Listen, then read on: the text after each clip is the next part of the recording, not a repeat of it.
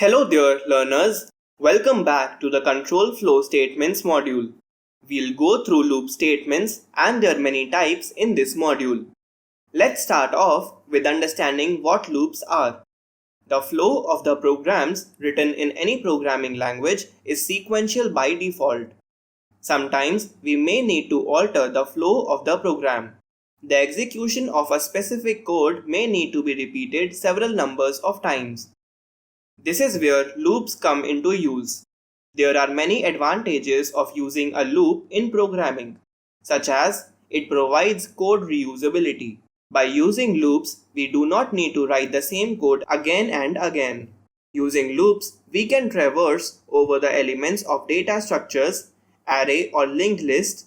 This takes us to the for loop. What is for loop?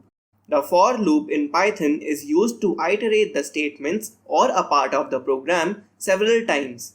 It is frequently used to traverse the data structures like list, tuple or dictionary. But before that, let me explain the range function to understand the for loop better. The range function is used to generate a sequence of numbers. The range function returns a sequence of numbers starting from 0 by default and increments by 1 and stops before a specified number. The syntax for range function is range, start, stop, step.